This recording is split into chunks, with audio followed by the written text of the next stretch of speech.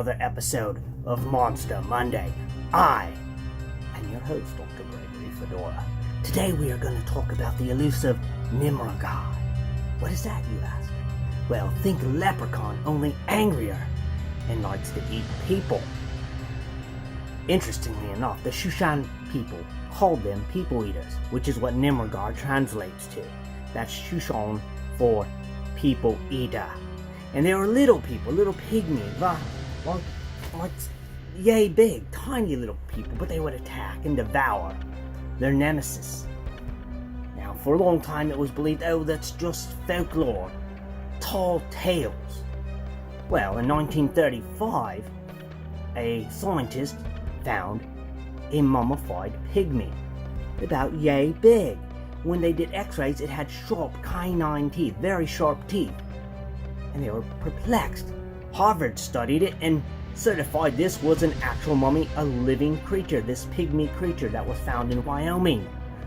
Now, before that, there was a missionary named Zeisberger, and in 1778, he came upon a group of people in the Ohio areas that were sun worshippers, and they had fought these creatures that they described as little people. They showed him the graves and had all of them pointed westward, as was their way as sun worshippers. But they had defeated this foe and pointed their bodies to the west as a way of showing that they had vanquished their enemies.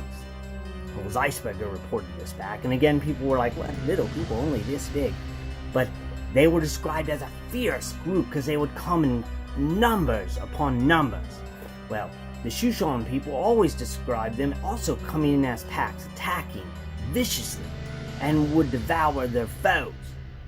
They were very afraid and would never go out hunting in less than groups of 5.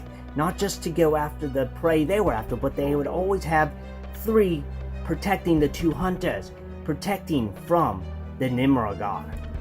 Now many think, oh, the Nimerigar, that was a long time ago. Nobody has dealt with them at all, have they? Well, in 2002, a hiker claimed that he was in the Rocky Mountains and had put his foot into a crevice and was pulling himself up, and something bit his hand. And when he pulled it out, it was teeth marks, but in the shape of like a human mouth, only deep. He pulled his hand away and he screamed and took a stick and jammed it in the crevice he had stuck it in, and whatever was there, it was gone. But he had the scar and was like, holy crap, what was that? And he believed it's the remains of the Nimerigar, that they're still out there in the west, hiding in the mountains, in the cliffs, in the wilderness of the Rocky Mountains. Who am I to say they don't exist? I'm not one. I'm just a searcher for truth.